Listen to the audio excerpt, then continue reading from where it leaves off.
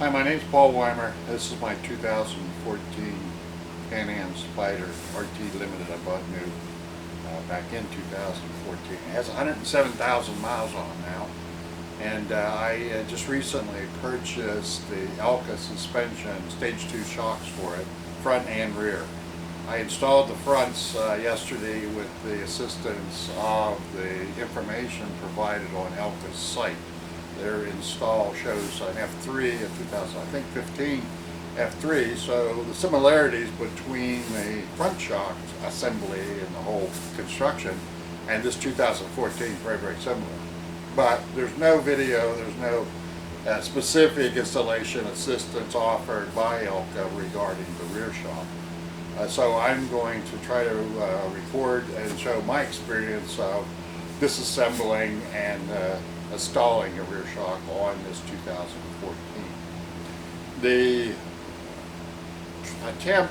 approach I'm going to take initially is to remove the right side panels from the mirrors and all this to get that right side panel off, and so I have a lateral view of the mounting area. My Spider is sitting on a 4-post lift here in my pole barn garage, and so that gives me the ability to raise the bike and access at least the lower mounting bolt. Now, I'm not sure exactly how much access I'm going to have as far as the top bolt, and I'm hoping I do not have to resort to removing the rear tire to get the total access to that top bolt, but we'll see.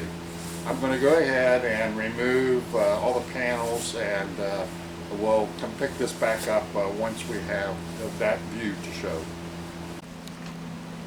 Okay, the bike is up on the lift now at its maximum height, and I removed all the panels on the right side, but I wanted to show a view of the undercarriage and the access as it may be to the shock from below.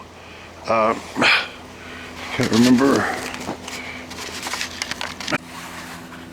As you can tell here, this is the bottom mount for the shock, and its top mount is inaccessible from the bottom. I mean, it's way up in there, and you can get to the bolt from the right side, but to get to the other, this is the nut on this side. You see it perhaps up in there, and it looks like the side panels are going to have to come off the other side also, so that the top bolt can actually get access. And once those are done, I think it will lower right down through here, but I've got to figure out, I'm assuming I'm going to have to suspend the rear wheel, and I'll have to look at how to set that up on this lift before I proceed. Okay, this is the view from the right side using an extension with a 15 socket on it, 15 millimeter socket. You can reach back in, very tight quarters, but I think right back in there is, if you can see it, is where I removed the nut. Okay, that's the nut that I removed laying right there. On the other side, having removed all the left side panels, you had to use this setup, a 15 with a 15 with a universal joint on it, and a long extension to reach back under here, and there is a nut. I don't think you can see that. Tight quarters, can't really get the camera in there, but it's it's laying back. The nut's in there. It's about half.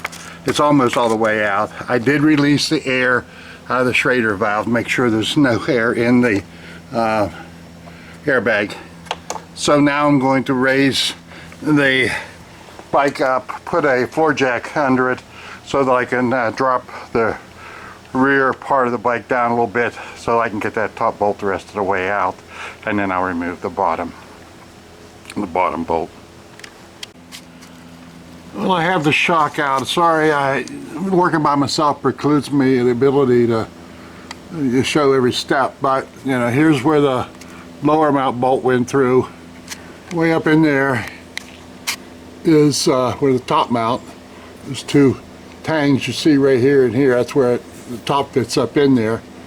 And according to the field service manual, take out the top bolt first, jack up the rear. I've got a floor jack here underneath of it. I'll back up a little bit so you can see what I did.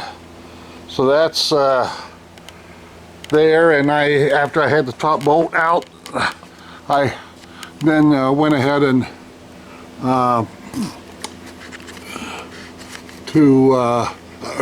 took the nut off of the bottom bolt, and then used the floor jack to raise up the rear of the bike until I had no tension on the bolt and I could easily pull it out. Once I was able to pull it out, of course, the shock dropped right out.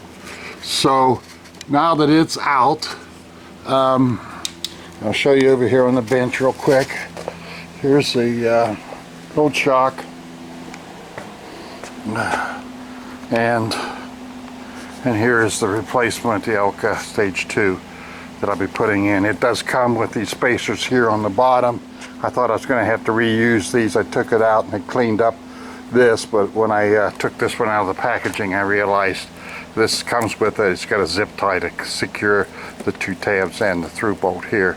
So I'm assuming the nitrogen Schrader valve is here. I'm going to point that towards the rear of the bike, and the adjustment, the rebound adjustment, is here. Now it's already been done based on my dimensions or my weight and whatever.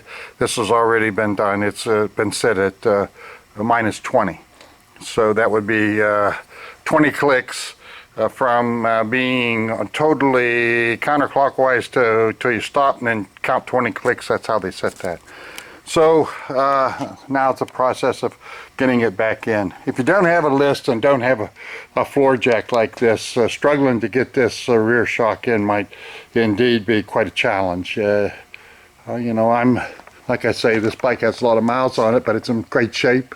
Got a lot more miles to go, and I've done all the work on it since I bought the bike, and I've replaced tires, I've replaced a master brake cylinder, I've had all kinds of things that has failed. I've put 3 different seat struts on it to keep the seat up in there. I've got an Ultimate seat on there, which is a little heavier than the OEM seat, and it wears out that shock more quickly, it seems. But I love the bike, and I plan to keep it and get a lot more miles on it. I put 20,000 miles on it last year alone. So anyhow, there's the deal. That's the rear shock. Once I get it up in there, if I have any particular comment that I may think would help someone in replacing their original, I will sure to add it to the end of this. Well, it's installed. As a one-man show, it's kind of a challenge.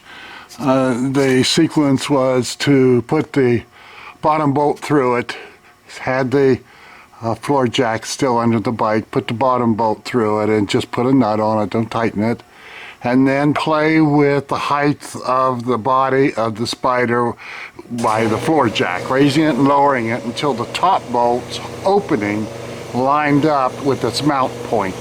And once that was done, then I reached in with an extension socket and a piece of paper to keep the bolt head in the socket, reached in and pushed it through. Then I lowered the floor jack, which put pressure on both bolts so that I could then run the nut on the top bolt from the right side of the bike. I put the nut in from the left side, or bolt in from the left side, the nut on from the right side. And on the bottom, the bolt went through from the right side, the nut went on the left side. That's how it was installed, so I just maintained that relationship. It's all installed. All I got to do now is put the body panels back on it. Got a rain day here in Central Ohio, so I won't get a chance to experience it for a day or two. But looking forward to it. Quite a project, but done deal.